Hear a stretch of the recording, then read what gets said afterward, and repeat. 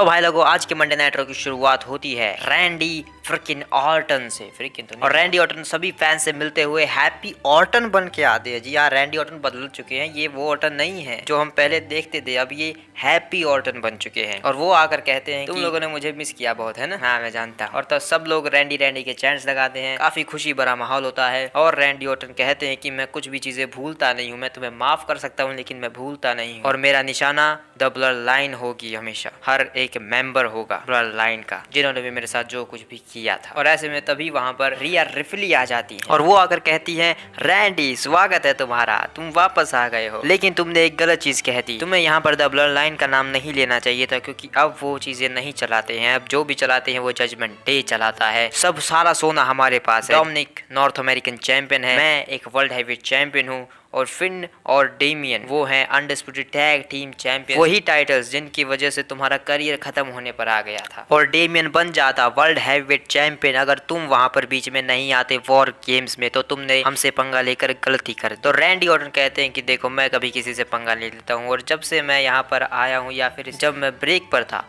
तो मैं हमेशा सुनता रहता था रिया रिफली ने ये किया, मामी ये मामी वो, लेकिन तुम्हें शायद बताने की जरूरत है कि डैडी वापस आ चुका है। और तभी पीछे से भाई डोमिनिक और जेडी जो है वो हमला कर देते हैं रैंडी ऑर्टन के ऊपर, लेकिन रैंडी ऑर्टन जो है पलटवार करके विंटेज डीडीटी लगाने जाते हैं डोमिनिक मिस्टीरियो को, लेकिन जेडी वहां पर बीच में आकर बचा लेते हैं डॉम को, और जेडी को लगती है एक मस्त और फिर रैंडी ऑर्टन डॉम से कहता है कि नहीं नहीं, तुम्हें भागने की जरूरत नहीं है डॉम, तुम कहीं नहीं भाग सकते, मैं एडम के पास जाऊंगा अभी और उससे कहूंगा, उसे मांग करूंगा एक मैच की तुम्हारे खिलाफ, और तुम आज रात आ जाओगे मेरे सामने। और ये मैच भाई आज रात के लिए मेन इवेंट के लिए हो जाता है तय, Randy Orton versus Dominik Mysterio. उसके बाद बैक स्टेज में अल्फा एकेडमी, क्रीड ब्रदर्स और न्यू डे जो है वो बात कर रहे होते हैं उनके मैच के बारे में, क्योंकि आज होने वाला है गॉन्टलेट मैच। तभी वहां पर R-Truth आ जाते हैं और काफी फनी सेगमेंट बना देते हैं, और जो अकीरा टोजामा है वो अपना बढ़िया सा डांस दिखाते हैं। उसके बाद होता है रॉ के ऊपर ये अनडिस्प्यूटेड टैग टीम चैंपियनशिप के लिए एक टैग टीम टर्मोइल मैच, जिसमें जेरी रोल जो है वो आज पूरे मंडे नाइट रॉ पर एक स्पेशल गेस्ट। उसके बाद ये अपॉर्चुनिटी मैच स्टार्ट होता है, DIY और अल्फा एकेडमी इस मैच को स्टार्ट करते हैं। मैच काफी बेहतरीन तरीके से स्टार्ट होता है, लेकिन अल्फा एकेडमी यहाँ पर एलिमिनेट हो जाती है DIY के साथ। उसके बाद इंडस शेर आते हैं, लगा तो था भाई कि इंडस शेर कुछ न कुछ जरूर करेंगे, लेकिन वो जो है एक घटिया तरीके से पिन होकर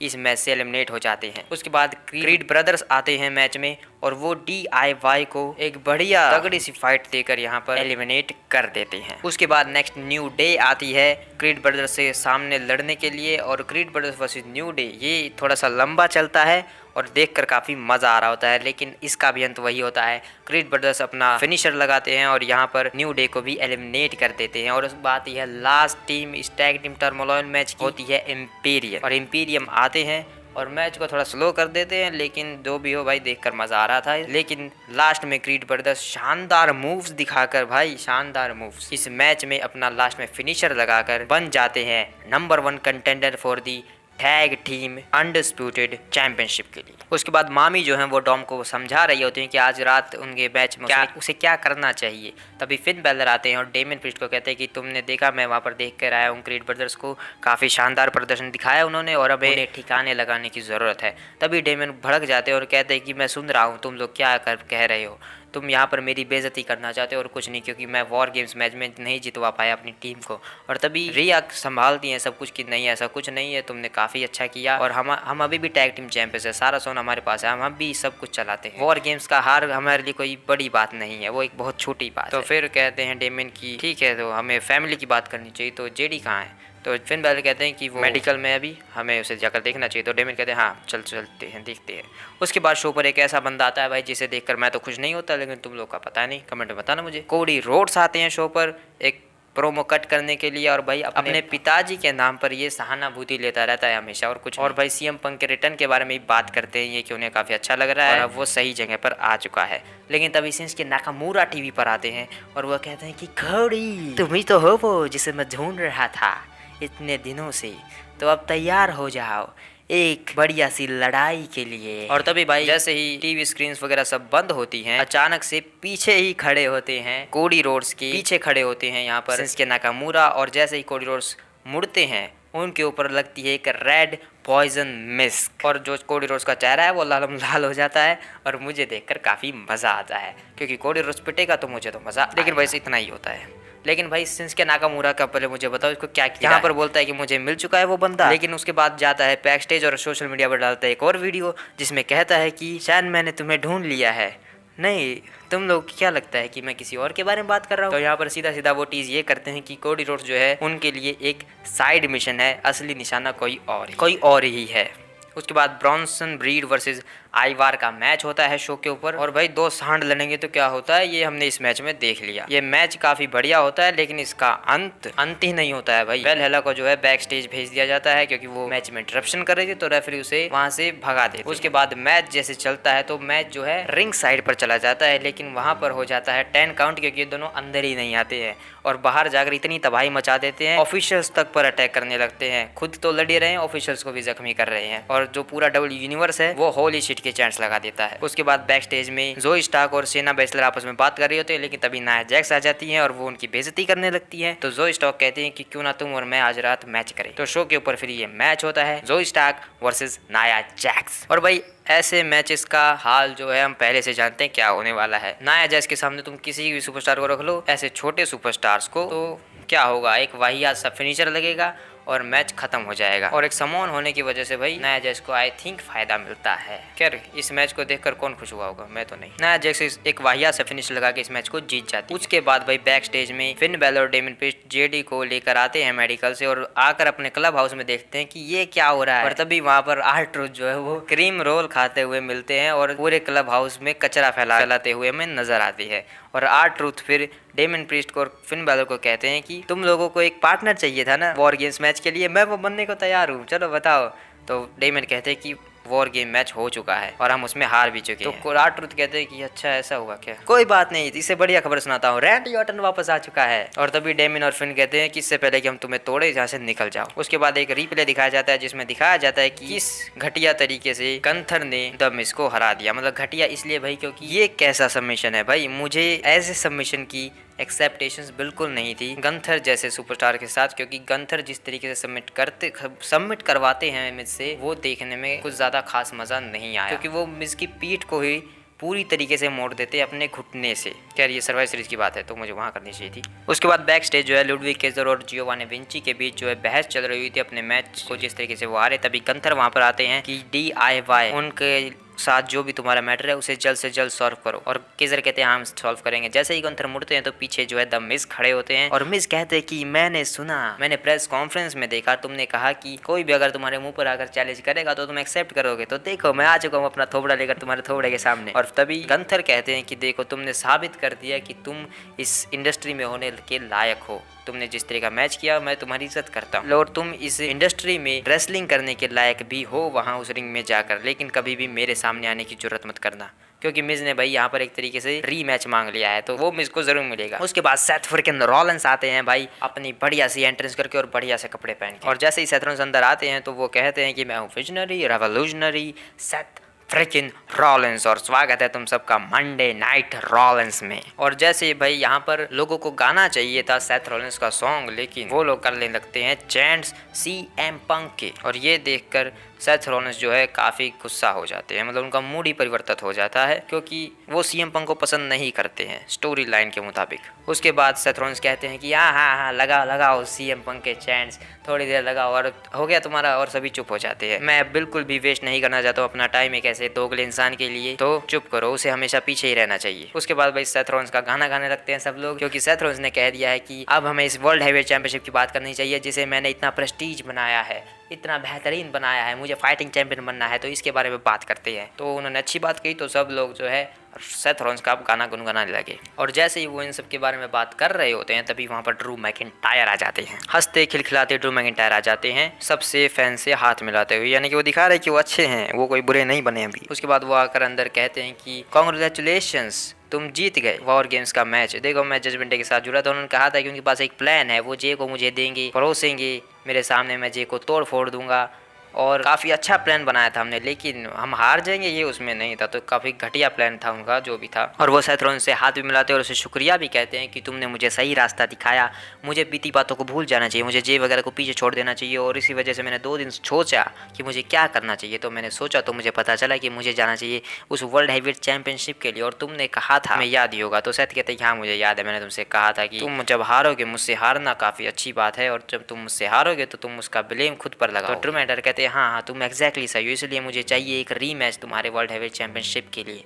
और सेथ रॉलिंस कहते हैं कि हाँ तुम्हें मिलना चाहिए एक वर्ल्ड हैवीवेट चैंपियनशिप मैच, लेकिन तुमसे ज़्यादा जो है पीछे लॉकर रूम में और बंदे हैं जिनको ये मैच मिलना चाहिए। और यही कहने मैं आज यहाँ पर आया था। तो नेक्स्ट वीक होने वाला है मेरा एक match for the world heavyweight championship के लिए मंडे नाइट रॉ पर। और ड्रू मैकिंटायर पूछते हैं कि क्या तुम एक चैंपियन हो तो तुम जानते होगे कि तुम्हारा चैलेंजर कौन होगा वहाँ पर, तो क्या मुझे बता सकते हो? तो सेथ रॉलिंस कहते हैं कि वो जे ऊसो होने वाला है। और ये सुनकर भाई ड्रू मैकिंटायर के तोते उड़ जाते हैं और फिर उन्हें काफ़ी गुस्सा आ जाता है। तो वो जो है एक हेड बर्ट यानी कि क्लास वॉर्स केस दे देते हैं सेथ रॉलिंस को जोर से, और खुद के सर को ही फड़वा लेते हैं। और फिर वो ड्रू मैकिंटायर काफ़ी गुस्से में हो जाते हैं और सेथ रॉलिंस पर अटैक करने लगते हैं बुरी तरीके से। लेकिन तभी वहाँ पर हीट करते हुए जे ऊसो आ जाते हैं और अंदर आकर वो जो है बजा देते हैं ड्रू मैकिंटायर को ईट से।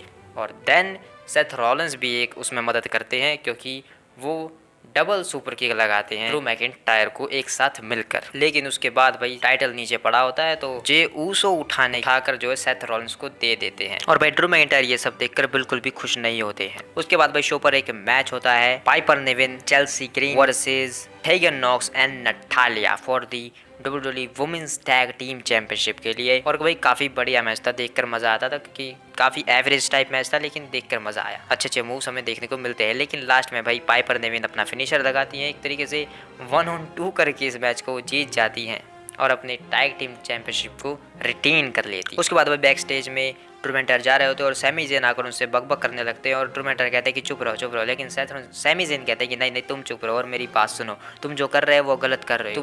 तुम ड्रू मैकिंटायर हो, तुम 2 बार चैंपियन रह चुके हो, मेरे साथ भी वही चीज़ें हुई हैं, रोमन ने मुझे भी हराया है, मैं भी उन चीज़ों से गुजरा हूँ जिनमें तुम गुजर रहे थे। और लेकिन तुम्हें उन चीज़ों को भूल जाना चाहिए और आगे बढ़ना चाहिए, तुम इससे ज़्यादा डिजर्व करते हो। और ड्रू मैकिंटायर कहते हैं कि हाँ तुम ठीक कह रहे हो, शायद मुझे ये सब नहीं करना चाहिए, मैं शायद ओवर रिएक्ट कर रहा हूँ, मुझे जाकर एडम से बात करनी चाहिए एक मैच के बारे में तुम्हारे खिलाफ। तो भाई अच्छा तो सैमी ज़ेन समझा रहे थे, ये उन्हीं के खिलाफ चले गए भाई अगले हफ्ते के लिए। खैर उसके बाद भाई रैंडी ऑर्टन को दिखाया जाता है और रैंडी ऑर्टन के सामने अचानक से आ जाते हैं जे ऊसो। और जे ऊसो आकर रैंडी को कहते हैं कि देखो मैंने तुम्हारी बातें सुनी, तुम ब्लड लाइन के खिलाफ जा रहे हो, उनके खिलाफ जाना चाहते हो, उनके हर मेंबर से तुम लड़ने वाले हो। और उसमें जो है मैं सिर्फ इतना कहना चाहता हूँ कि मैं अब बदल चुका हूँ, मुझे कोड रोड्स ने एक मौका दिया है, तो मैं सब कुछ ठीक करने की कोशिश कर रहा हूँ। तो रैंडी कहते हैं कि हाँ तुम ठीक कह रहे हो, मैंने देखा है तुम बदल रहे हो, कोडी ने तुम पर भरोसा किया है, तुम्हें यहाँ पर लेकर आया, उसने ज़रूर तुम में कुछ देखा होगा। तो जे उसे कहते हैं कि क्या हमारे बीच सब ठीक है? तो रैंडी कहते हैं हाँ बिल्कुल उस हिट सब ठीक है तो यहाँ से भाई यही दिख रहा है कि रैंडी और जे के बीच सब कुछ ठीक है।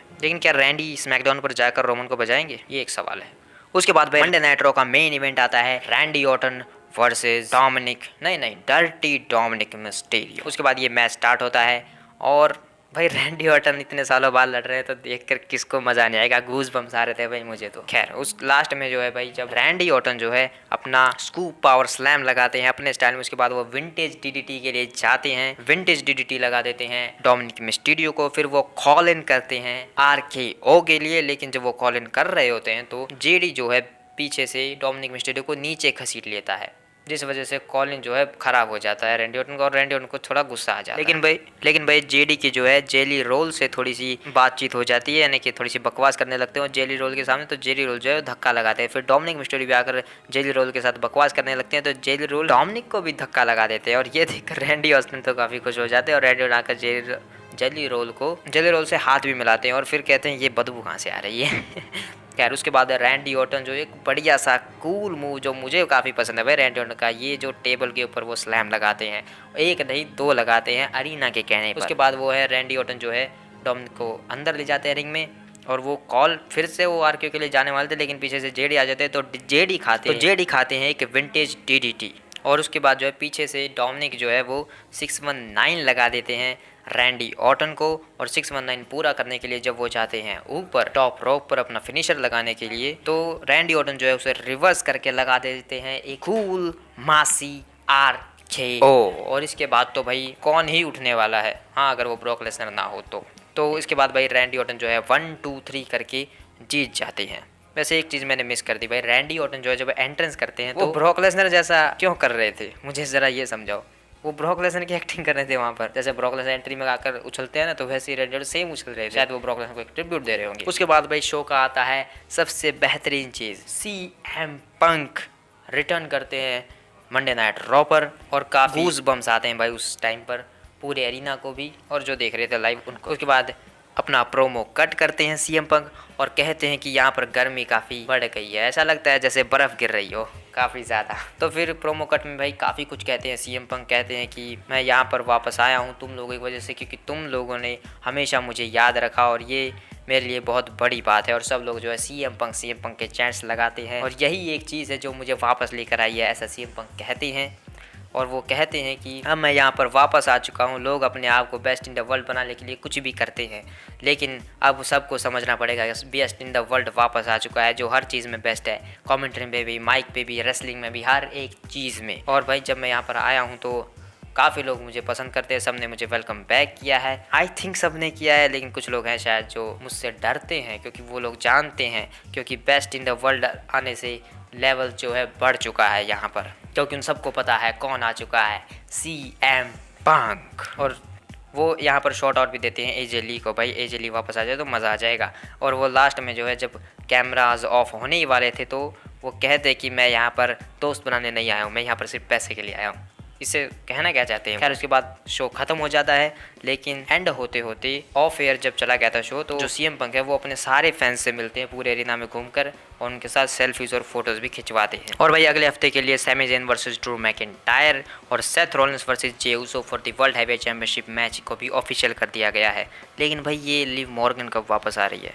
खैर बाय, मिलते हैं किसी और वीडियो में।